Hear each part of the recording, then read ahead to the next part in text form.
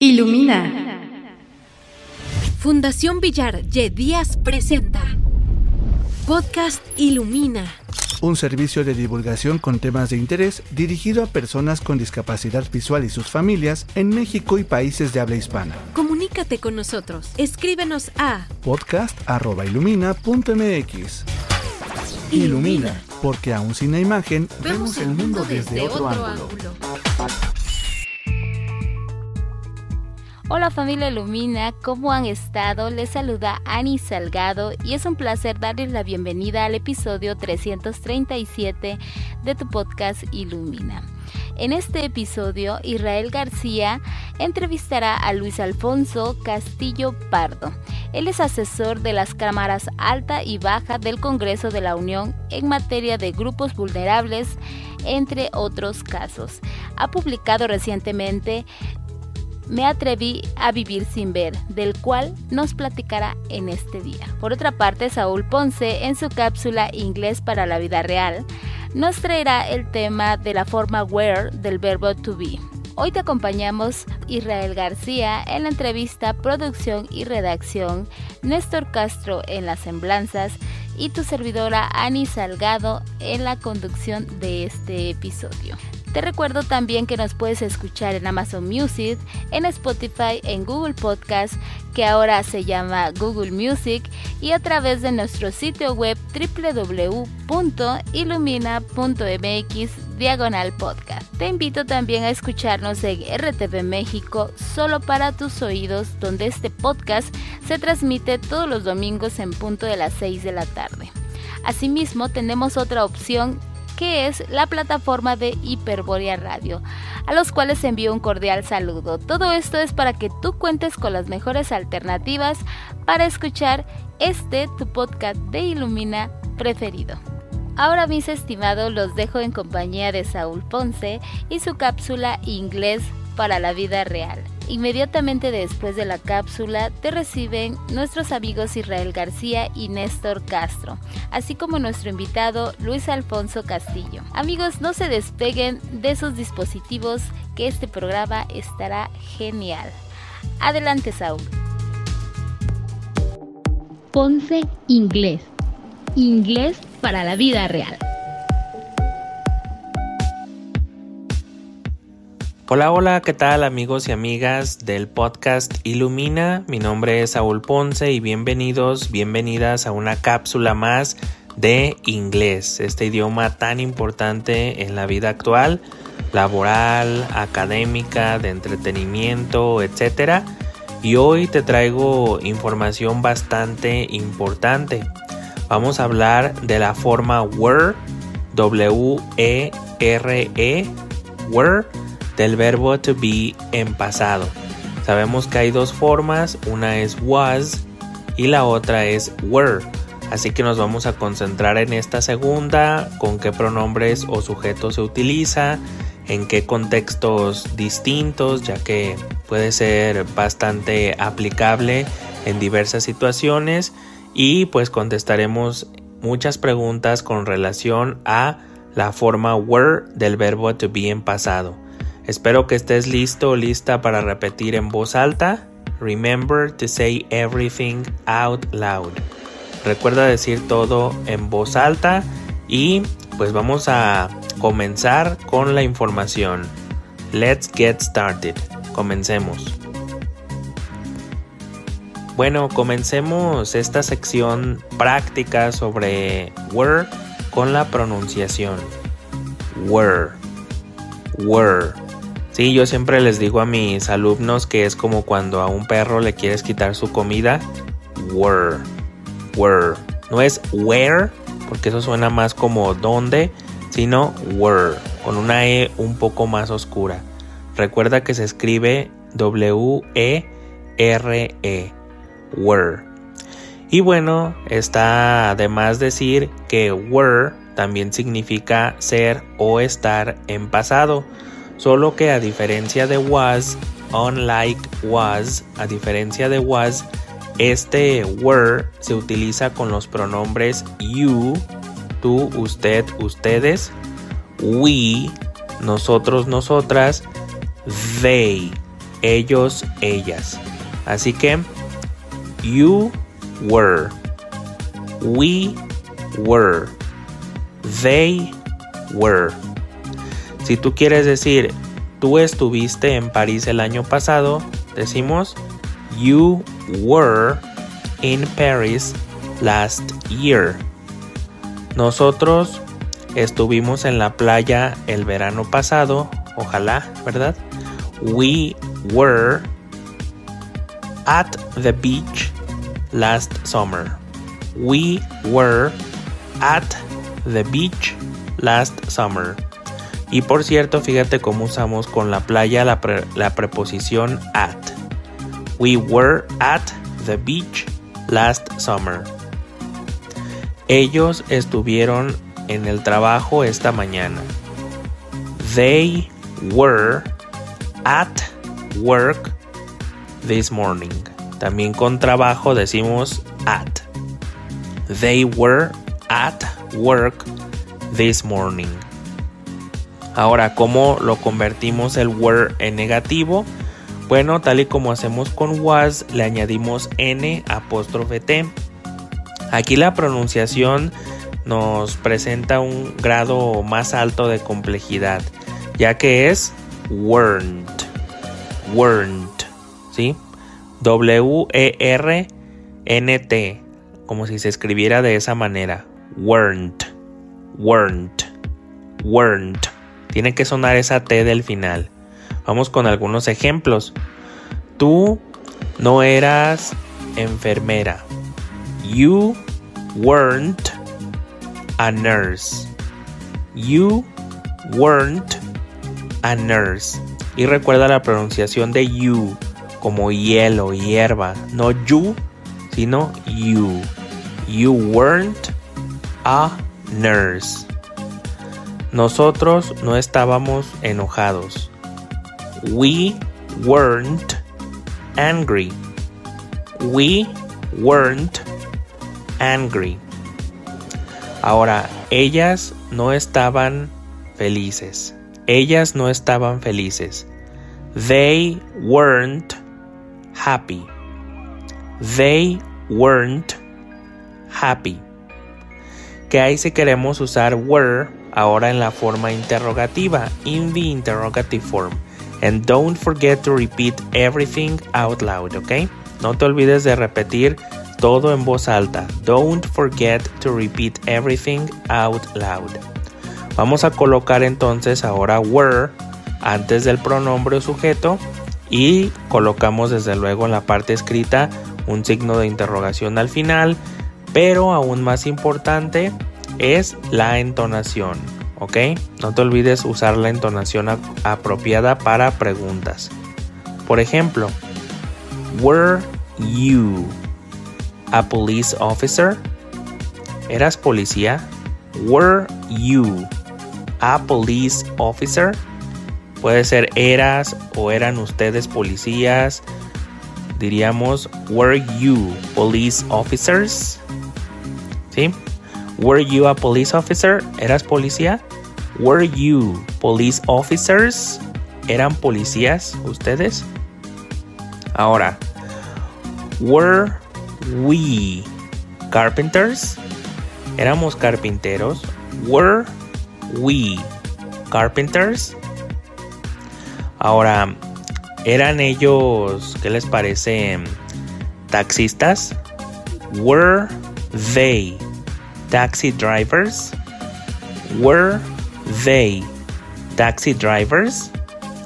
And as I told you a few seconds ago, you have to pay close attention to the intonation.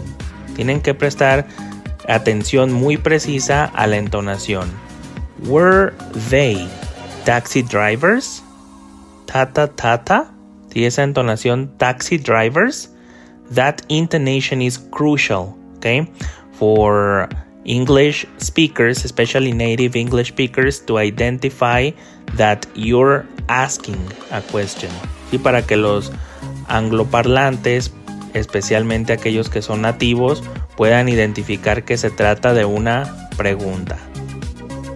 Muy bien, así que aquí ha quedado una breve explicación del uso de were en términos generales. ¿Y qué te parece si avanzamos ahora al resumen? Y pues nada, amigos, amigas, hemos llegado a la parte final de esta cápsula, al resumen.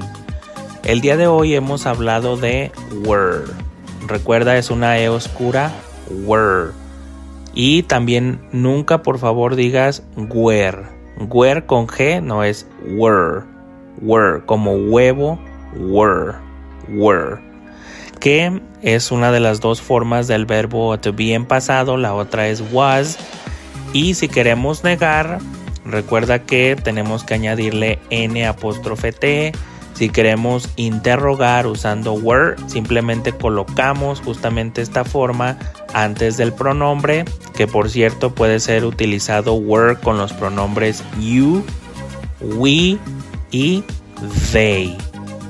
Tú no, vamos a decir, tú no eras mexicano. You weren't Mexican. Tú eras mexicano. You were Mexican. ¿Eras mexicano? Were you Mexican? Y así con el resto de los pronombres o sujetos, también prestando particular atención a la entonación cuando de preguntas se trata. Así que recuerda que puedes practicar la forma del verbo to be, la forma were para ser más específico, también was desde luego, con nacionalidades, con lugares, con adjetivos, con occupations and professions, oficios y profesiones. Y lo más importante es hacerlo en voz alta y exponerte al inglés tanto como te sea posible. Como ya sabes, my name is Saúl Ponce, as you already know.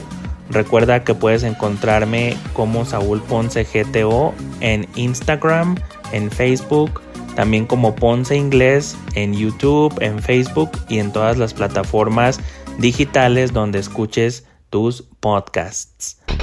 Entrevista.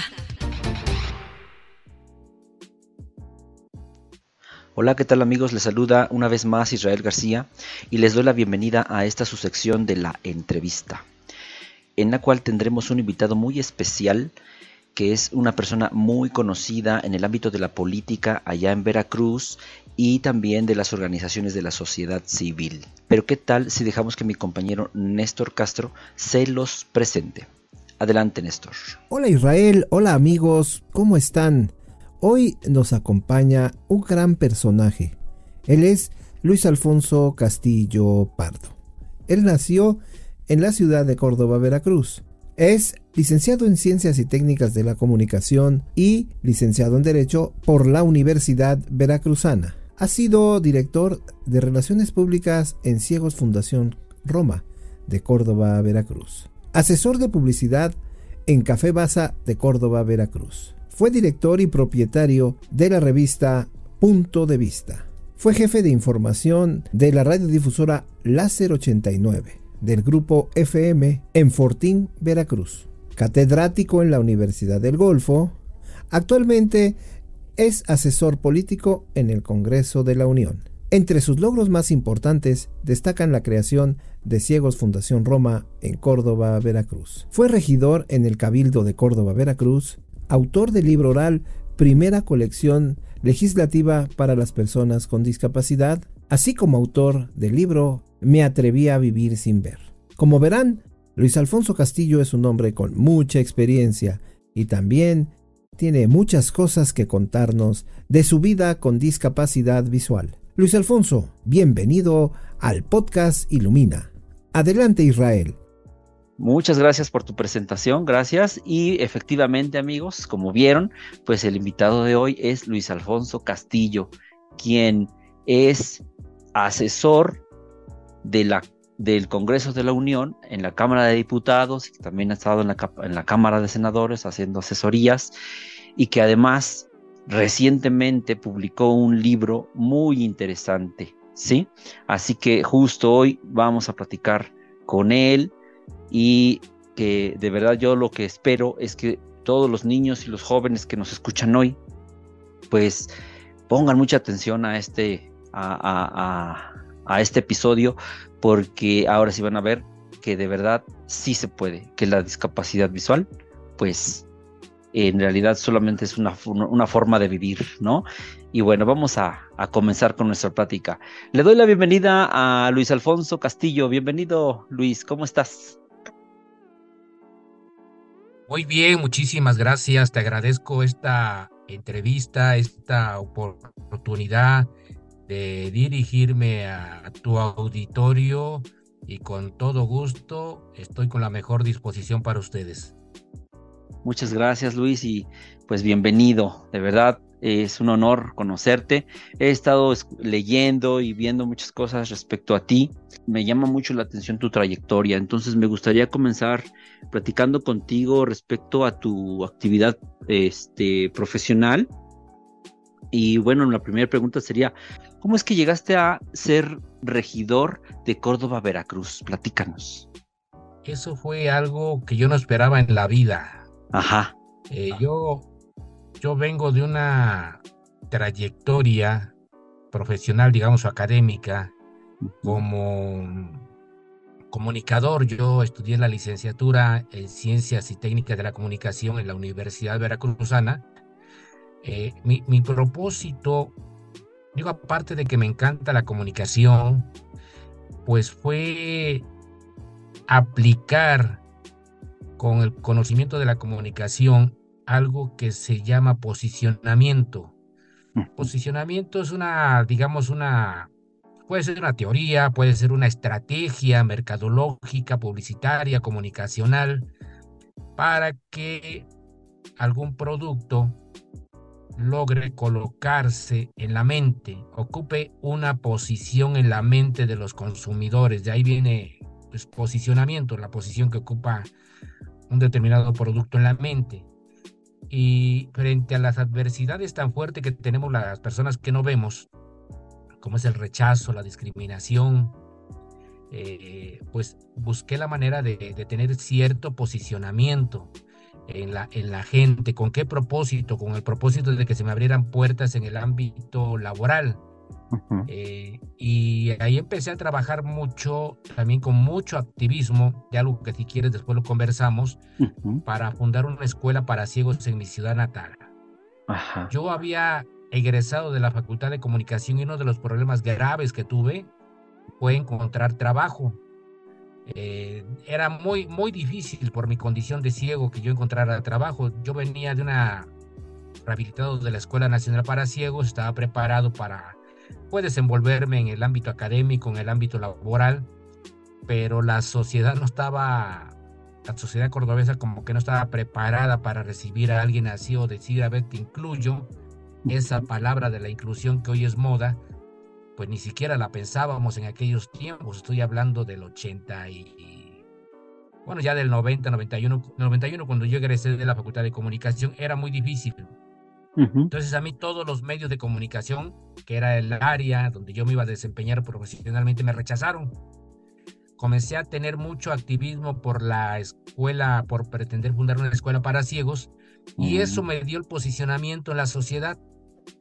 Y a partir de ese posicionamiento, pues, en la sociedad llegué a tener un liderazgo muy importante.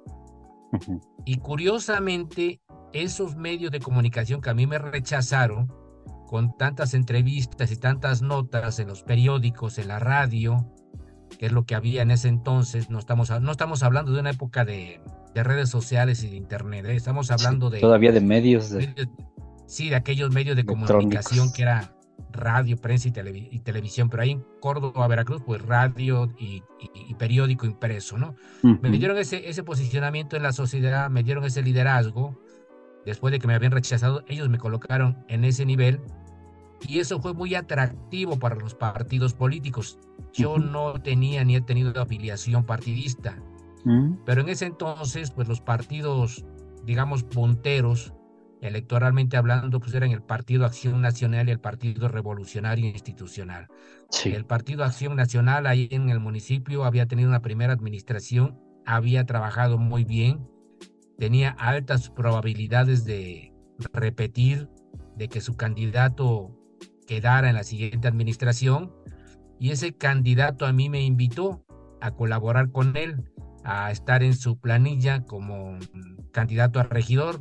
Ajá. Pero haz de cuenta que el candidato, le envió un cordial saludo a don Armando Croda de la Vecchia, que contendió para alcalde y ganó, de hecho fue alcalde.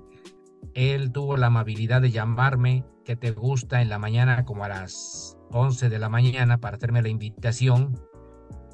Y por la tarde, cuando estaba yo en la casa, porque primero estaba yo en una oficina de la Escuela de Ciegos, y por la tarde me llama el candidato del PRI, el licenciado Juan Antonio Nemi. Te estoy hablando de 1997.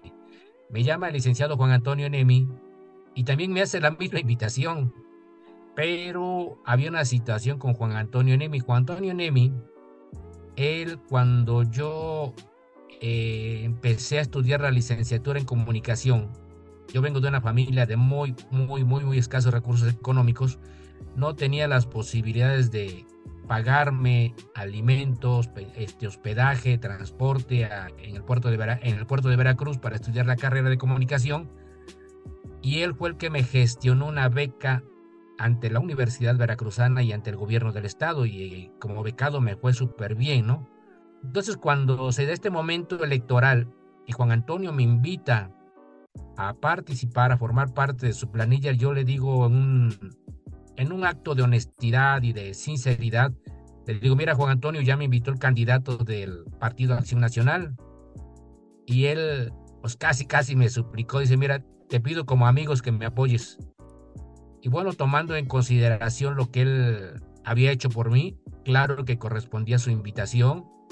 Le dije al candidato del PAN de qué se trataba, me dijo: adelante, Luis Alfonso, no hay ningún problema y te entendemos perfectamente. Entonces yo contendí por el Partido Revolucionario Institucional, apoyando a mi amigo Juan Antonio Nemi, que fue el que me consiguió la beca para estudiar en la universidad. Y como te decía, el candidato del PAN, don Armando Croda, ganó las elecciones. Sin embargo, al Partido Revolucionario Institucional le tocaron unas 4 regidurías por su posición electoral. De esas 4 regidurías, en virtud de que yo no era militante del partido, pues quedaron 4 militantes. Yo quedé como regidor suplente de una de las regidoras, pero tiempo después de haber iniciado la administración municipal, a esa regidora, la licenciada Blanca Margarita Merino Kelly, la mandó a llamar el gobernador, el entonces gobernador del estado de Veracruz, el licenciado Miguel Alemán Velasco, para que se hiciera cargo de una subprocuraduría en la zona centro del estado de Veracruz. Entonces dejó la regiduría y automáticamente yo, como regidor, llegué a la regiduría y ahí empecé a trabajar como servidor público. Ahí empecé a trabajar como regidor, sobre todo con un nivel de conciencia importante, porque yo lo primero que le dije a mi asistente, yo venía de la radio, le dije a mi asistente, le digo: mira, número 1, no somos dueños de esta oficina, porque todos los servidores públicos, cuando llegan a una dependencia, se sienten dueños de la dependencia. Yo le dije: no somos dueños de estas instalaciones. Número 2, nosotros venimos para servirle a los ciudadanos, porque ellos son los que nos pagan el salario con sus impuestos. Nosotros tenemos que resolverle problemas a ellos, no los ciudadanos a nosotros, y tenemos que estar siempre disponibles. Entonces, con esos 2 factores que marcamos, pues nuestra vocación de servicio y nuestro ánimo de servicio a la comunidad, porque pues, como le dije a mi asistente, ellos son los que nos pagan y nos pagan bastante bien, y además nosotros tenemos que resolverle los problemas a ellos, no ellos a nosotros. Y así empecé mi trabajo como regidor. Pues fue bastante interesante porque la gente ya confiaba en ti, ya te conocían, ¿no? No fue así porque sí, ya tenías tú ese historial con ellos del trabajo que estabas haciendo para lograr fundar la institución que querías fundar, ¿no? Y bueno, pues creo que es una excelente forma de llegar, ¿no? Y me encanta lo que dices, la frase de no somos dueños, eso está padrísimo, de verdad. Creo que eso todos los funcionarios públicos deben tener bien claro, ¿no? En la mente. Que hay cosas, fíjate, perdón que te interrumpa, algo que acabas de decir, sí se generó un nivel de confianza de los ciudadanos hacia mi persona. Debería de enojarme, pero me da risa cuando todos los candidatos dicen, es que yo le quiero servir a México, le quiero servir a la patria. Sí. Yo nada más hago una pregunta, con un salariazo de esos, ¿quién no le va a querer servir a la patria? Pues claro. Pero número uno, número dos, ¿en qué momento tú le has servido a una comunidad haciendo algo por esa comunidad? Y eso creo que la sociedad cordobesa lo vio mucho, de que yo les servía, modestia aparte, a mi sociedad fundando una escuela para ciegos que ha beneficiado a muchas personas. Eso lo tomaron muy en cuenta. En ese entonces, el Partido Revolucionario Institucional ya tenía un prestigio muy decaído y estaba muy aventajado el Partido Acción Nacional. En la campaña me tocaron experiencias tocante a lo que tú dices. Muchos de los ciudadanos se acercaban y me lo decían así claro y directo. Dice, mire, a mí no me simpatiza el partido ni me simpatiza el candidato, pero voy a votar por el partido nada más porque está usted ahí. Fíjese. Y eso pues fue algo muy satisfactorio. Creo que cuando estuve como regidor no hicimos mal papel, no hice un mal papel, y siempre tuvimos la convicción de servir. Algo que yo detesto es que cuando vamos a tocar en la puerta a un servidor público de cualquier nivel y no nos puede atender, nos dice la secretaria, nos responden que es que porque está muy ocupado. Sí. Y yo siempre pienso, a ver, todos los ciudadanos pagamos para que esté ocupado, un servidor público no para que esté desocupado. Claro. Pero pagamos para que estén ocupados en nosotros. Sí. Y a veces se ocupan más de tareas personales, de buscar qué van a hacer para quedar bien con con aquel, para asegurar su próximo cargo. Y a veces lo que menos les importa son los ciudadanos. Y es cierto que bueno que estén ocupados, pero les pagamos para que estén ocupados, pero ocupados con nosotros. Así es. Perfecto. Muchas gracias, Luis. Y oye, cuéntanos, ¿cuáles fueron tus principales retos que tuviste que librar durante tu gestión? El reto, siendo ciego, fue parte de una visión que tiene la sociedad en lo general, no toda la sociedad, ¿no? En el ámbito general hay personas que en lo particular tienen un muy buen concepto de nosotros, pero en lo general no. Y ese concepto es de que, a ver, ¿cómo es que tú, que no ves, vas a tener cierto nivel, ya sea profesional o laboral o como autoridad, igual que yo o incluso mejor que yo? Eso no puede ser concebido, porque se supone que por tu discapacidad tú tienes que ser inferior a mí, y eso no es cierto. Entonces cuando yo iba ya a llegar, porque ya no había otra opción, ¿no? O sea, por ley, cuando el titular del cargo se separa del cargo por licencia o por cualquier situación, en automático entra el suplente. No puede entrar nadie más que el suplente. Y cuando yo estuve a punto de entrar a ocupar la regiduría, hubo un funcionario que dijo, es que no puede ser posible que él vaya a ser regidor. Y le dijo en ese entonces el presidente del partido, del PRI, dice, bueno, para ti no es posible, pero para la ley sí es posible. A pesar de ello, pues yo entré al cargo. Yo venía de trabajar como jefe de información en la radio, y en la radio yo no seguí tendencias hacia un partido o hacia otro. Cuando llegaban para solicitarme una entrevista, llegaban de todos los partidos, a todos los atendía y a todos como jefe de información les daba la misma oportunidad. Cuando yo llego al ayuntamiento, como dicen vulgarmente, caí en blandito, porque ya todos me conocían como jefe de información en la radio, ya todos ellos sabían del trato que yo les había dado a ellos. Sí. Y créeme que todos se volvieron muy solidarios conmigo. El presidente municipal, pues lo normal que nos toca a nosotros como regidores, pues es tu oficina y tu secretaria. Sí. A mí el presidente municipal, a pesar de que era de una fracción distinta, don Armando, que venía del PAN, que yo había surgido del PRI, me dijo, dice, mira, hemos acordado que aparte de la secretaria que vas a tener de oficina, el ayuntamiento te va a pagar un asistente. Entonces, pues me traje a mi asistente de la radio, que habíamos trabajado muy bien.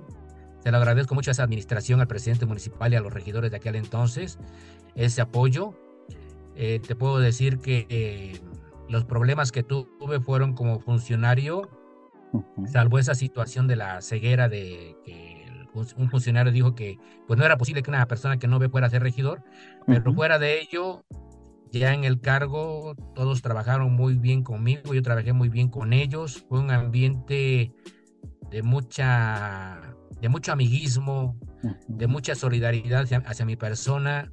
Yo siempre busqué la manera y lo logré de llevarme bien con todos los funcionarios de cualquier partido y con todos los funcionarios de cualquier nivel. En una ocasión una directora de turismo a mí me dijo, porque las oficinas de nosotros, de los regidores, estaban en el palacio, pero en la planta alta, las direcciones estaban abajo. Y yo bajaba y lo saludaba. Dice, es que usted, regidor, es el único que ha bajado a saludarlo. Sí. Y yo le dije, pues yo no le veo nada de extraordinario a eso. Le digo, pues que seamos regidores, el que estemos físicamente en un piso superior no nos hace superiores a ustedes. Pues no. Somos igualmente servidores públicos. Y digo, yo no le veo nada de extraordinario que mis demás compañeros lo hagan, que no quieran así como que pues, bajo a las direcciones y como que me bajo de nivel. Digo, pues es su forma de pensar y yo la respeto, ¿no? Pero yo no la comparto. Entonces fueron esas experiencias muy, muy gratificantes. Como servidor público te puedo decir que yo buscaba mucho ese concepto que hoy, que a partir de esta administración ha sido muy pregonado, la famosa austeridad. Sí. Yo ya lo practicaba mucho. Lo practicaba mucho, ¿por qué? Porque en una ocasión, cuando tenía que hacer un viaje de comisión, de actividades de comisión de mi encargo, yo le dije a la secretaria, oye, prepárame el memorándum para solicitar mis viáticos, y se lo firmé, y lo llevó con el tesorero, y al rato regresa la secretaria y me dice, ¿qué cree? Dice, el tesorero no me lo aceptó. Digo, caray, eso, pues yo creo que me excedí, ¿no? En los montos que yo pedía para mis viáticos, ¿no? Y dice que vaya a hablar usted con él. Y ahí voy con él, se llamaba Javier, el tesorero. Le digo, ¿qué pasó, Javier? Le digo, oye, me rechazaste aquí mi petición de viáticos. ¿Qué pasó? Y digo, ¿qué es mucho lo que pedí? Y dice, no, al contrario, es muy poquito lo que pide, dice. Le digo, oye, pero pues, estos recursos no son de nosotros, son de los ciudadanos. Sí. Yo tengo que procurar cuidar los recursos públicos, ¿no? Dice, no, digo, yo no sé qué problema haya. Dice, no, pues sí hay un problema. Le digo, ¿por qué? ¿Cómo o sea, yo sin entender, ¿no? A lo mejor hasta con cierta inocencia como ciudadano, porque dice, mira, sí hay un problema. Digo, bueno, pero ¿cuál es el problema? El problema es que nos exhibes a todos los demás. Digo, caray. Dice, no, dice, si vas, yo iba a ir a Monterrey. No, mira, busca la manera de pedir más viático, dice, búscate un mejor hotel, vete en avión, vete, cuando estés allá, vete a ver a los Rayados, a ver qué haces, pero pues trata de que sean más viáticos. Digo, no, pues no puedo porque yo no lo necesito. Claro. Y digo, yo puedo comer en cualquier restaurante. Soy una persona que tengo una situación en cuanto a los alimentos, yo no como carne, entonces como te imaginas, algo muy barato para comer. Claro. Yo me hospedo en cualquier lugar, no tengo ningún problema, viajo en autobús, no tengo ningún problema. Entonces, por esa situación que no tiene que ver nada con mi ceguera, pues a mí me habían rechazado mi petición de viáticos, finalmente lo entendió y pues me lo asignó, ¿no? Y después cuando estábamos en el cabildo también me decían, oye, Luis Alfonso, es que tú eres el único que presenta informes, tú eres el único que informas de a dónde vas, qué haces, cuánto te gastas, y gastas muy poco. Dice, pero aquí nos exhibes a todos, porque ellos no tienen esas prácticas, ¿no? Pero pues yo venía de una situación de mi condición de ciudadano, de mi condición de periodista, y como periodista pues es algo que todos criticamos, ¿no? Y cuando ya estás ahí, oye, pues si eso lo criticabas, pues lo menos que se espera es que no hagas lo que tú criticabas, ¿no? Entonces esa situación de la famosa austeridad que hoy se conoce, que hoy se pregona mucho, pues yo ya la practicaba desde aquel entonces, ¿eh? No, pues sí, de verdad, creo que estabas en una época que no era la tuya. Ya tal vez, ¿no? Sí, yo creo que sí estaba yo muy adelantado a los tiempos, ¿no? Sí. Oye, Luis Alfonso, y en esa temporada, durante ese tiempo que fuiste regidor, ¿qué papel jugaron tus habilidades como persona con discapacidad que adquiriste después de tu rehabilitación, como el braille, la orientación y la movilidad? Te lo pregunto porque, como te digo, los chicos que nos escuchen vean que realmente lo que están haciendo ahorita les va a servir, ¿no? Entonces, qué mejor que lo escuchen de ti, que vean cómo te sirvió todas esas habilidades nuevas que aprendiste. Mira, la habilidad de escribir en ese entonces, yo estoy hablando de 97, 98, 99, 2000. Uh-huh. Por esa época yo empecé a conocer los lectores de pantalla. Pero cuando yo entré a la regiduría, yo no usaba todavía lector de pantalla. Uh-huh. Y utilizaba muy poco el braille. Yo te podría decir que, pues, por el cargo que tenía, uh-huh, pues yo podía andar por cualquier parte de la ciudad, porque, pues, imagínate, el ayuntamiento me había asignado un asistente personal, uh-huh, tenía carro, uh-huh, y carro que yo me había comprado, que pues el cargo me había dado la solvencia para ello. Y te podría decir que yo podía andar por cualquier lugar sin ningún problema porque tenía asistente y tenía un coche, ¿no? Pero no, algunas ocasiones yo seguía saliendo a golpe de bastón. A veces tomaba mi transporte público ahí donde yo vivía, en Córdoba, uh-huh, y me dejaba como a 2-3 cuadras del Palacio Municipal y pues a golpe de bastón llegaba yo ahí a la regiduría. O sea, así seguía utilizándolo, ¿no? Sí, uh-huh, sí me sirvió el bastón, el braille poco lo utilicé. uh-huh. Después, ya casi para salir, pues me invitan a Monterrey, porque en Monterrey hay una asociación que se llama Asociación Mexicana de la Retinitis Pigmentosa. Uh-huh. Me dice, oye, estamos escribiendo un libro, vamos a preparar un libro que se llama De la oscuridad formé mi propio sol. Es un libro de biografías de personas ciegas. Uh-huh. Queremos incluir la tuya. Entonces yo escribí mi propia biografía, se las mandé a Monterrey, la publicaron en el libro y me invitaron a la presentación del libro. Y ahí, a la hora de la presentación, me tocó compartir mesa con un compañero que no ve de la asociación y con su esposa, y su esposa vendía el famoso JAWS. Uh-huh. Y ahí me interesó mucho, me habló maravillas del JAWS. Lo compré, tenía la solvencia económica de comprar la computadora y el JAWS, y a partir de ahí pues empecé a utilizar el lector de pantalla en la computadora. Pues obviamente ya todo se me facilitó, ¿no? Uh-huh. Después de que vienes de una situación de escribir en braille, Sí. cuando utilizas el JAWS, utilizas un lector de pantalla, pues no, pues sientes que ya vas transitando de bajadita, ¿no? Ya se siente muy ligero todo, ¿no? Sí. Entonces ahí fueron las herramientas que yo, digamos, utilicé en mi ejercicio como servidor público en el ayuntamiento. Muy bien. ¿Qué hace ahora un asesor político en el Congreso de la Unión? Para quienes no sabemos qué hacen. Bueno, mira, Ajá. aquí esto parte precisamente de la regiduría. Ajá. A mí me gustó el servicio público, Uh-huh, porque es increíble cómo cuando no tenemos un cargo, cuando somos ciudadanos comunes, uh-huh, hay algo que no tenemos, que es poder público. Cuando llegamos a un cargo público, como servidores públicos, como regidor en este caso, pues ya tenemos un poder que es público. Y a mí me impresionó que con una llamada telefónica, cuando un ciudadano llegaba a hacernos una petición y tenía que ver con otra dependencia, nada más con levantar el teléfono y solicitar el apoyo, inmediatamente te apoyaba. A mí eso me gustó, el servicio público en ese sentido. Y ya con la computadora, con el JAWS, yo me decidí a estudiar otra licenciatura, uh-huh, la licenciatura en Derecho, también en la Universidad Veracruzana, en el municipio de Orizaba. Yo iba todos los sábados en el sistema abierto, con el propósito de conocer más del servicio público, porque yo no conocía nada desde el punto de vista legal o jurídico del servicio público y quise conocer más a través de la licenciatura en Derecho. Pero ya cursando la licenciatura en Derecho, un catedrático nos dijo, dice, miren, hay un área que poco se ha aprovechado y que ustedes, pues algunos de ustedes la pueden aprovechar si les gusta. Tú sabes que en el derecho pues hay diferentes ramas, la civil, la penal, la mercantil, en fin, diferentes ramas, la notarial. Y el maestro nos dijo, pueden tener ustedes una actividad siendo abogados, pueden ser proyectistas legislativos, así nos dijo.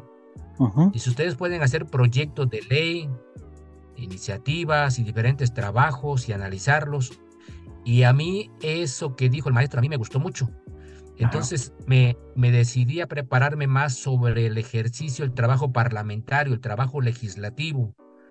Y antes de terminar la carrera me acerqué a un diputado, que es un amigo mío, que se llama Juan Fernando Perdomo Bueno.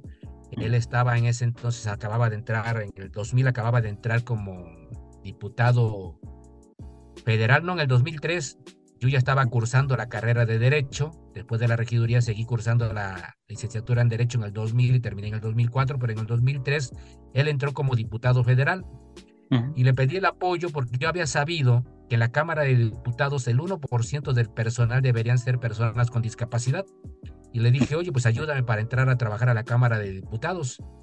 Y él me dijo, dice, mira, no puedo ayudarte, no tengo facultades para ayudarte a entrar a la Cámara de Diputados, pero ¿qué te parece si te propongo que seas mi asesor?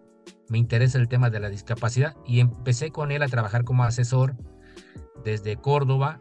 Yo trabajaba en la casa con la computadora, ya te hablo que ya usaba yo el JAWS en la computadora. Y venía yo a algunas sesiones aquí a la Cámara para atender como asesor. Y a veces allá trabajo con él allá en el estado de Veracruz. Terminó él su gestión como diputado y pues yo quedé sin trabajo.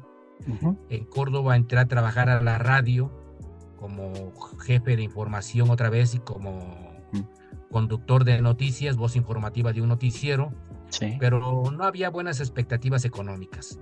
Entonces me regresé a la Ciudad de México a tocar puertas a cada una de las fracciones parlamentarias representadas ahí en la Cámara de Diputados para pedirles trabajo como asesor. Yo ya tenía una experiencia con el diputado que te digo, no me dieron la oportunidad.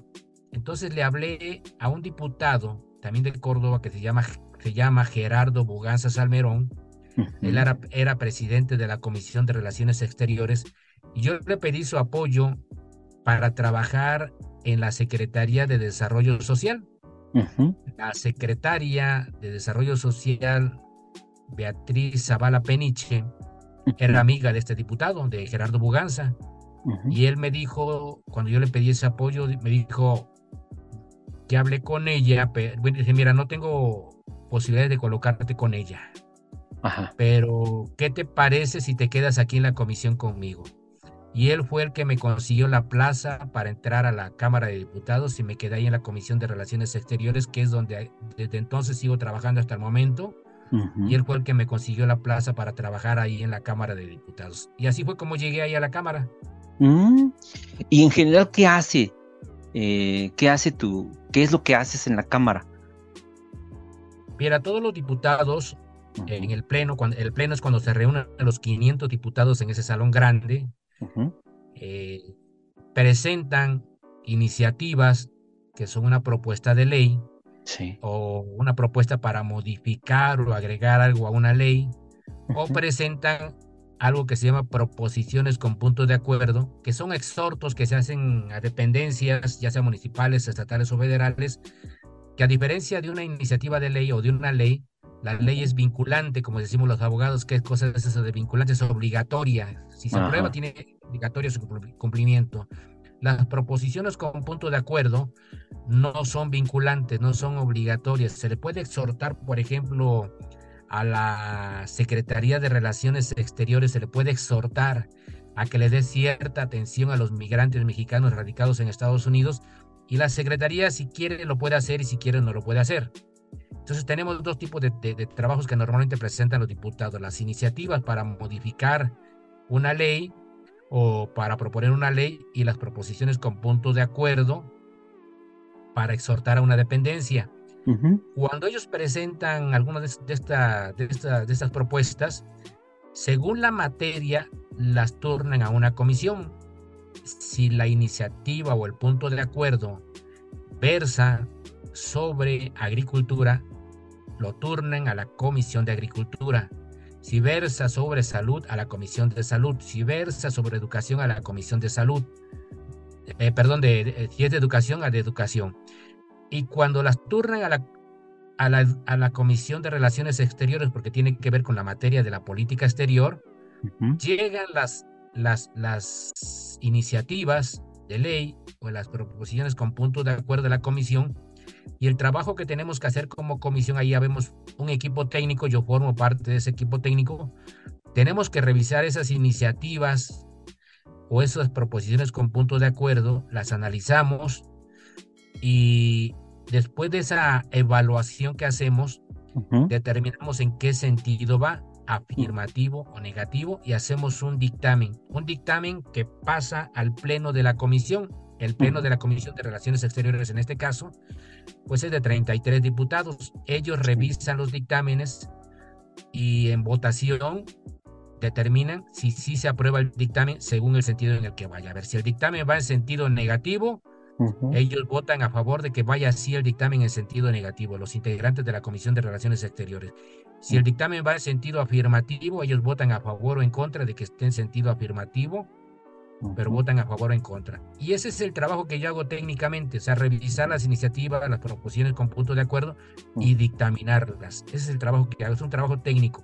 Claro, pero bastante importante, porque muchas veces sabemos, se reúnen, se ponen de acuerdo, pero todo ese trabajo extra, ¿quién lo hace? Pues gente como tú.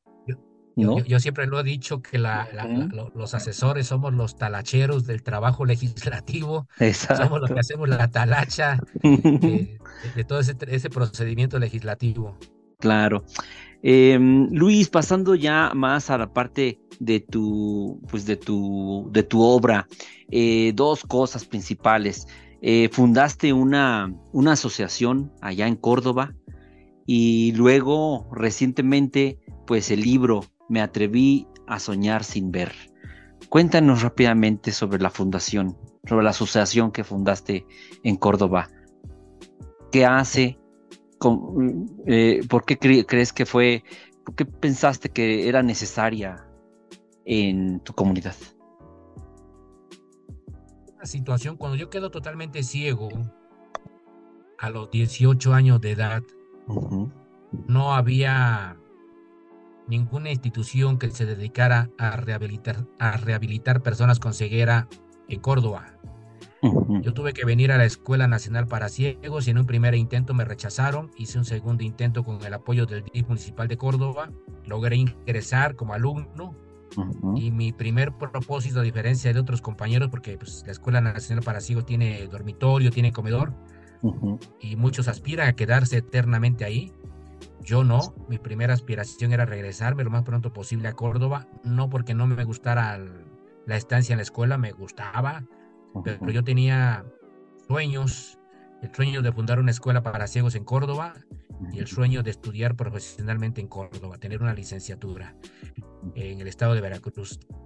Entonces me rehabilito en la Escuela Nacional para Ciegos, año y medio, egreso, me voy a Córdoba y empiezo un activismo para fundar esa escuela para ciegos.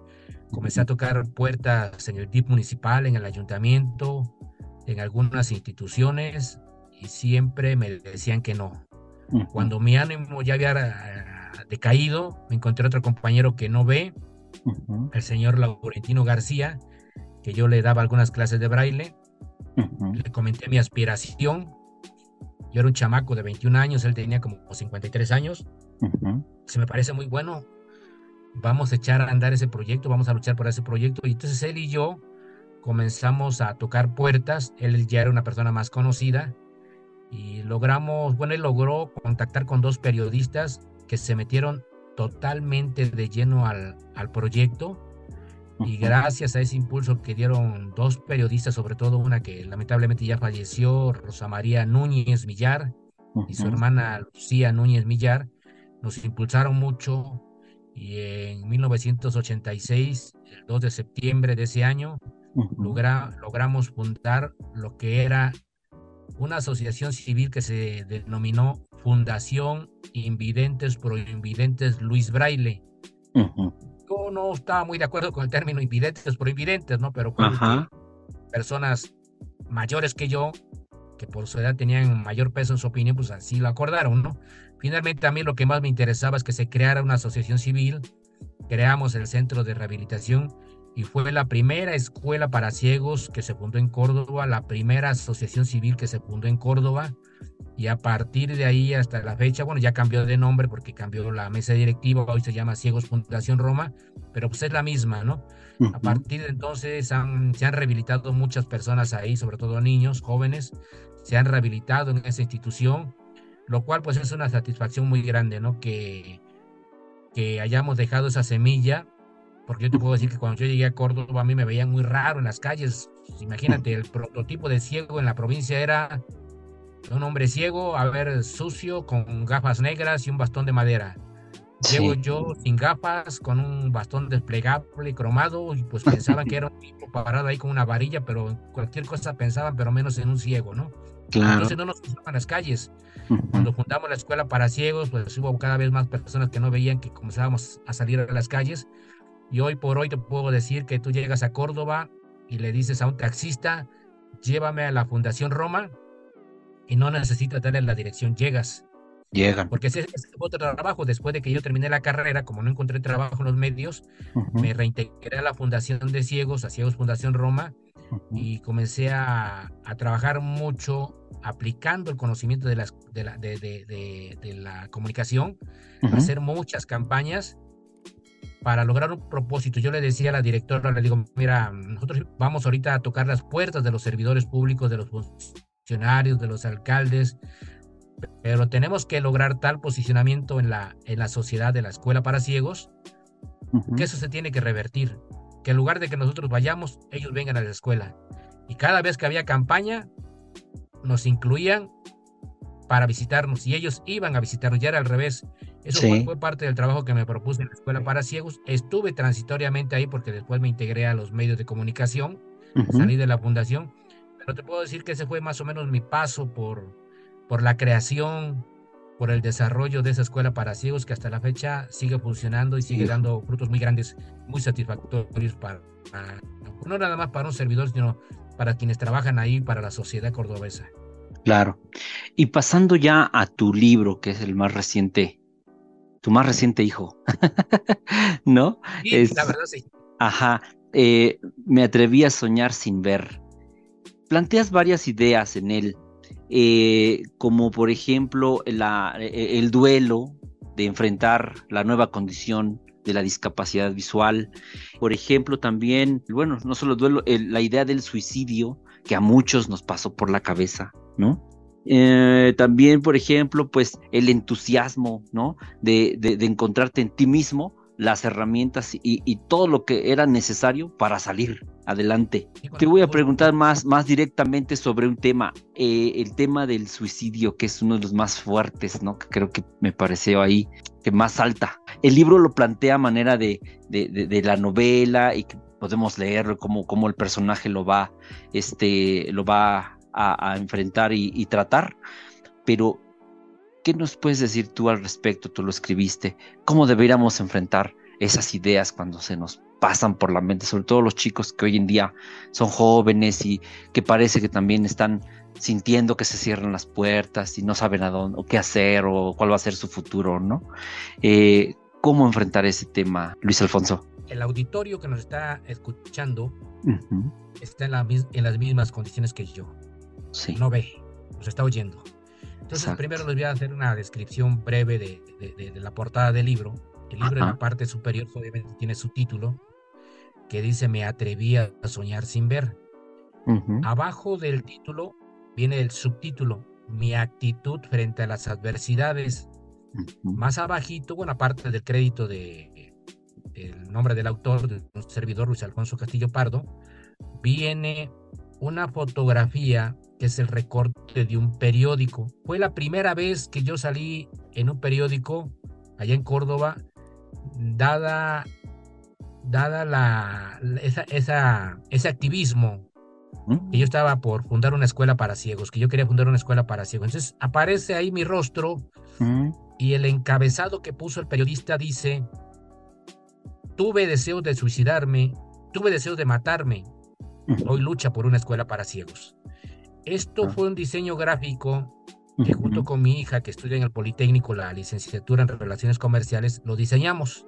Y tú te das cuenta, el libro, el título, Me atreví a soñar sin ver, si lo analizamos y lo dividimos, tiene dos sentidos, uno positivo y uno negativo. El positivo es: me atreví a soñar. Es algo en sentido positivo, es algo positivo. Pero cuando dices sin ver, el hecho de sin ver lo podemos considerar como negativo. Sí. Entonces, la cuestión gráfica, cuando pongo ese recorte de periódico,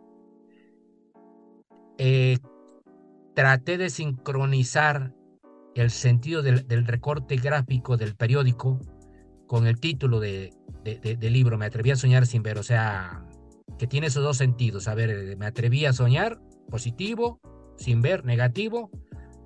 El encabezado de esa nota informativa decía: tuve deseos de matarme, negativo. Y después dice: ahora lucha por una escuela para ciegos, positivo. Esa es la descripción más o menos de la portada de un libro que ya se puede vender impreso en Amazon y se puede comprar en su formato electrónico también en Amazon. Y electrónico te puedo dar la noticia de que mis primeros 3 lectores fueron ciegos y que además en una semana se lo leyeron con el Kindle que trae Amazon. Claro. Entonces es un libro que es todavía accesible, pero vamos a buscar de que sea más accesible, de llevarlo al audiolibro y después de hacerlo de alguna manera tenerlo muy accesible en su formato de Word para todos los compañeros. Muy bien. El tema del suicidio. Bueno, antes quisiera responderte por qué la idea de escribir un libro, ¿no? Sí. Mira, hubo 2 razones fundamentales. Primero, en la Facultad de Comunicación yo tuve el sentido, la idea de la trascendencia, de que decimos, saber qué es eso de la trascendencia, ¿no? Pues de que después de que te mueres, pues que alguien siga pensando en ti o que trascienda lo que tú has hecho, no más allá de tu vida, de los límites de tu vida, ¿no? Yo dije, pues sería padre que después de que Dios nos llame a cuentas, pues que haya una obra, y pensé en un libro. Esa fue la primera razón. La segunda razón fue, a ver, ya al paso de los años, hemos acumulado conocimientos y experiencias y no nos podemos ir a la tumba llevándonos todos esos conocimientos y toda esa experiencia, porque nosotros, muchos de los beneficios que tenemos son resultado de otros hombres y mujeres que nos legaron esas experiencias, que nos legaron esos conocimientos, y gracias a ellos hoy somos lo que somos y tenemos lo que tenemos. Mucho de eso es gracias a esas personas. Entonces, es atender a un sentido de responsabilidad. A ver, yo tengo ciertas experiencias y ciertos conocimientos, deben de quedarse en un libro para otras generaciones. Y la tercera razón, hay muchos chavos que a mí me encantaría que utilizaran estas experiencias que yo he tenido para que se den cuenta de lo que ellos pueden hacer, no solo lo que yo hice, sino lo que ellos pueden hacer a partir de sus propias capacidades, de su propio potencial que ellos llevan dentro de ellos mismos. El libro Me atreví a soñar sin ver es una autobiografía de tu servidor, pero finalmente es la biografía no nada más de Luis Alfonso, sino de muchos compañeros que no ven y de muchos compañeros que tienen una discapacidad. La narrativa, que es de manera novelada, para hacerla más agradable al lector, que hay quienes la han leído, muchos de los que han leído dicen, oye, es que cuando leemos el libro parece que estamos viendo una película. Y eso fue lo que yo quise lograr. Fue un trabajo muy complicado desde el punto de vista literario, pero finalmente logré ese propósito, ¿no? Y cuando hablamos del tema del suicidio, que es el primer planteamiento que viene en el libro, de cuando yo quedo ciego y pues asiste a mi mente el ánimo de suicidarme, y es el famoso duelo en el que empieza uno con la negación. O sea, yo no puedo concebir que yo me haya quedado ciego. ¿Por qué yo? Sí. Y después viene la ira, nos comenzamos a enojar, después viene la negociación y finalmente la aceptación. Yo pasé por esas etapas del duelo. Cuando yo estuve en esa negación, terrible, ese enojo terrible por haber quedado ciego. Había una desesperación, una angustia impresionante. Y un 11 de febrero, de octubre, 11 de octubre, que es mi cumpleaños, pues mis amigos del barrio, después de que había yo quedado sin ver en el 12 de agosto, el 11 de octubre, era mi cumpleaños, estaba muy reciente, Sí. fueron a la casa, me celebraron mi cumpleaños. Después de que se fueron, ya como a las 10 de la noche, ya como a las 11 de la noche, a 12 de la noche, que estaba yo solo en mi recámara, me comencé a sentir muy angustiado y muy desesperado, y tuve muchas ganas de suicidarme. Yo ya no quería vivir. Sentía que era un sujeto de lástima, sentía que todos mis sueños se habían acabado, el de el andar en la motocicleta, el jugar béisbol.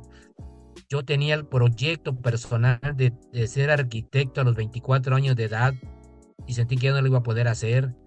Yo pensé que no iba a poder tener novia y mucho menos poder casarme, formar una familia, y le perdí el sentido a la vida. Pero en esa desesperación, yo soy un hombre de cristiano católico, de fe en Dios. Comencé a orar y sentí que Dios empezó a utilizar la voz de mi pensamiento para hablar conmigo, y me hizo un proceso que de años a ahora, o sea, ahora lo vengo a entender con un poquito de conocimiento, que lo que pasó conmigo, lo que Dios hizo conmigo, fue lo que ahora le llamamos coaching. El coaching, si tú tienes un problema, un coach no te da consejos, te comienza a plantear una serie de interrogantes con el propósito de que a partir de ti salga la solución. Entonces comencé un diálogo, y ese diálogo en el libro se llama Mi diálogo con Dios. Y Dios, yo llegué a las patadas y a los sombrerazos con él, muy enojado, a reclamarle por qué me había dejado ciego. Si hay personas que son hasta criminales y les dejan la vista. Y hay una pregunta que él me hace y me dice, ¿y para qué quieres ver? Y a mí me hace enojar más, porque digo, ¿cómo es posible que que tú, siendo Dios, no entiendas para qué quiero ver? Tú sí lo debes de saber, si eres el que lo sabe todo y eres el todopoderoso. ¿Cómo es posible que tú no sepas para qué quiero yo ver? Y yo le dije, pues yo quiero ver para ser feliz. Y me lanza otra pregunta que se fue como un rayo a mi corazón y que me hizo hasta llorar, porque me preguntó, ¿y cuando veías, fuiste feliz? Y se me bajó la cara, empecé a llorar, porque empecé a recordar que cuando yo veía de un ojo. A los 8 años quedé ciego del ojo izquierdo, a los 18 años del ojo derecho, pero en ese tránsito de los 8 años, yo sufrí mucho bullying en la escuela. En la primaria yo era el 4 ojos, el 4 lámparas, el visco, y mi autoestima se vino a los suelos. Yo tenía desde ese entonces, desde niño, las ganas de ser locutor, de ser conferencista, de hablar en público, pero todo eso quedó sepultado por la baja autoestima, por el bullying, porque yo usaba unos lentes de vidrio muy gruesos, y no tuve amigos porque yo no quería hablar, no tuve amigas, pensar en novia era prácticamente imposible. Entonces yo te puedo decir que mi tiempo que yo veía, nunca fui feliz. Y cuando Dios me pregunta, ¿y cuando veías fuiste feliz? Porque yo le dije que quería ver para ser feliz, y él me pregunta, ¿y tú cuando veías fuiste feliz? Yo le dije no. Y después me preguntó, ¿y ahora qué quieres? Y yo sentí que era la gran oportunidad, y él me dijo, ¿quieres ser feliz o quieres volver a ver? Y yo le dije, yo quiero ser feliz, y tú decides si ha de ser con la vista o sin la vista. Y ahí me quedé, me calmé, se me bajó el ánimo del suicidio, me dormí. Al día siguiente despierto, y para mí era un día maravilloso. Mi mamá escuchaba la radio, y en la radio la conductora del noticiero dice, estamos solicitando una silla de ruedas para un niño de, creo que como 11 años de edad, que no puede caminar y que quiere la silla de ruedas para terminar su primaria. Y me llamó mucho la atención esa noticia, pero no terminó el asunto ahí. La conductora del noticiero dijo, además de que el niño no puede caminar y quiere terminar su primaria, es un niño que solo tiene 6 meses de vida. Y a mí no te imaginas cómo me impactó eso y me hizo reflexionar aún más. Dije, caray, a ver, que yo sepa, yo no tengo la vida limitada, que yo sepa, tengo bien mis brazos, mis piernas, puedo oír, puedo hablar, tengo inteligencia, tengo amigos, tengo una familia maravillosa, tengo oportunidades por delante. Y ese día le dije a Dios, ayúdame a ser feliz. Y tú decides cómo. Y empezó mi proceso de aceptación. Y yo empecé a partir de ahí. No quiere decir que ya no tuve problemas. Tuve más problemas por una razón muy sencilla. Que cuando tú aspiras a más y aspiras a sueños, es cuando más problemas tienes. Pero también Dios me dio el carácter, el temple para seguir adelante, superando todos esos problemas. Y esa es la narrativa del libro, de cómo fui escalando diferentes sueños, entrar a la Nacional para Ciegos, fundar una escuela para ciegos, entrar al bachillerato, entrar a la carrera de comunicación, entrar al ámbito laboral. Todo eso se vino dando después. Y cuando pongo el subtítulo, mi actitud frente a las adversidades, cualquiera pudiera decir, ay, no, pues yo creo que su actitud siempre fue de optimista. No, mi primera actitud frente a la adversidad de quedar ciego fue terriblemente pesimista. Yo te puedo decir que cuando yo quedé sin ver, en una anécdota personal, estaba yo recientemente ciego, en la casa comiendo, y uno de mis hermanos, en mi cama yo había dejado una guitarra que me había regalado un maestro, y uno de mis hermanos y mis hermanas estaban jugando, uno de ellos cayó sobre la guitarra y nada más oí cómo tronó. Me enojé, le dije a mi mamá, le digo, oye, los chamacos rompieron mi guitarra. Y yo esperaba que mi mamá se les fuera los gritos, a los golpes a ellos, y mi mamá dice, ya después los regaño. Y sentí una gran indiferencia por parte de mi mamá, algo que yo sentía muy grave porque habían roto mi guitarra. Que en ese momento me levanté de la mesa, agarré mi plato de comida y lo aventé contra una ventana. Eso describe con mucha claridad el grado de depresión que yo tenía. Que ya me había provocado la ceguera. Afortunadamente, después de que me pasó esto con el niño y con Dios, yo llegué a un punto a identificar algo que yo ahora, y viene en el libro esto, algo que yo le llamo la dualidad de un problema. ¿Qué es eso de la dualidad de un problema? Cuando nosotros creemos que tenemos un problema, así lo creemos, que es un problema. No, son dos problemas. Yo me di cuenta que tenía dos problemas. El problema físico, el de no ver, y el problema emocional. Yo dije, a ver, el problema físico no lo puedo resolver. Yo no puedo curarme porque no soy médico. No tengo los recursos económicos. Además, el doctor me dijo que aunque me operaran en Houston o en Japón, yo no voy a volver a ver. Sí. Ese problema no lo puedo resolver. Pero el otro problema, el problema interno, el problema emocional, ese sí lo puedo resolver. Y me propuse a resolverlo.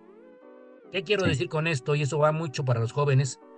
Que los jóvenes cuando los reprueban, cuando pierden a la novia o al novio, tienen dos problemas. La pérdida de la novia o el novio, el que están reprobados, pero también tienen un problema emocional. A lo mejor los primeros no lo pueden resolver, el primer problema no lo pueden resolver, pero el problema interno, el problema emocional sí lo pueden resolver. Y si resuelven el problema emocional, pueden transitar por la vida mucho mejor y superar cualquier problema que tengan en el exterior. Entonces mi consejo es, siempre que tengan un problema, identifiquen lo que son dos, el problema externo y el problema emocional. Si resuelven el problema emocional, ya están del otro lado y van a salir adelante. Claro, pues Luis Alfonso, el tiempo se nos vino encima súper rápido y justo apenas alcanzamos a poder hablar contigo sobre estas ideas tan importantes que expresas en el libro. Y pues ya nada más me gustaría pasar a la última parte de este programa o de esta entrevista. ¿Cómo se pueden comunicar contigo las personas que están escuchándote? Justo, mira, es muy sencillo, como tú lo decías en lo general, en Google nada más con que pongan Luis Alfonso Castillo Pardo y pues ahí van a ver mucho material mío, ¿no? Pero si quieren tener una comunicación más directa con todo gusto. Bueno, en Facebook aparezco como Luis Alfonso Castillo Pardo y les voy a dar mi número de WhatsApp. Con todo gusto pueden escribirme, pueden hablarme, manden un mensajito. Yo con todo cariño les atiendo. De hecho, en el libro viene también al final mi número telefónico de WhatsApp. Mi correo electrónico muy sencillo. Primero, todo junto con minúsculas, luisalfonsocastillo@hotmail.com. Así está, luisalfonsocastillo@hotmail.com, todo junto con minúsculas. Y mi número de WhatsApp y celular es de la Ciudad de México, 55 71 32 43 54. Repito, 55 71 32 43 54. Ahí estoy para servirles y me va a dar mucho gusto el poder atenderles y el poder servirles en algo. Pues muchas gracias, Luis Alfonso, por haber estado con nosotros. Ahí están los datos, amigos, para que lean el libro, conozcan mejor a través de él a Luis Alfonso. También pueden encontrar mucha información sobre él en línea en otros sitios. Su biografía, justo el libro en el que está su biografía también, pero este libro que plantea temas como los que acabamos de ver, que nos acaba de explicar Luis, sobre el suicidio y sobre todo esta parte importantísima, que el origen realmente pues son las emociones, ¿no? Y bueno, leámoslo todos, comentémoslo y bueno, pues tratemos de apoyarnos entre nosotros de esa manera, ¿no? Nada más me queda despedirme. Recuerden, soy Israel García. Estuvo con nosotros Luis Alfonso Castillo, autor del libro Me atreví a soñar sin ver. Gracias. Y yo los dejo en manos de mi compañera Ani Salgado. Muchas gracias. Hasta la próxima. Muchísimas gracias, Israel, por esta entrevista. Estuvo fantástica. Amigos podescuchas, espero que hayan disfrutado de este episodio de tu podcast Ilumina. Te doy las gracias por quedarte con nosotros durante todo este programa y espero que hayas disfrutado de él al igual que nosotros disfrutamos realizarlo para ti. Ya sabes que puedes contactarnos a través del correo podcast@ilumina.mx o al número de WhatsApp 55 51 62 76 18, donde pues gustosos recibimos tus sugerencias, comentarios y propuestas de lo que quieres escuchar en este tu podcast. Aprovecho la oportunidad para agradecer a Luis Alfonso y Saúl Ponce por su participación en este episodio, pero sobre todo quiero agradecerles a ustedes por su preferencia. Yo me despido a nombre de todos mis compañeros locutores, quien hemos tenido el honor de estar contigo en esta ocasión. Soy Ani Salgado, que tengas una excelente semana, te envío un abrazo a la distancia, hasta la próxima. Gracias por escucharnos. Consulta y descarga todos los podcasts desde nuestro sitio web www.ilumina.mx. Mantente conectado y síguenos en nuestro canal de YouTube, Ilumina Edi. En Facebook somos Ilumina Ceguera y Baja Visión. Tus comentarios son bienvenidos. Escríbenos a podcast@ilumina.mx. Hasta pronto.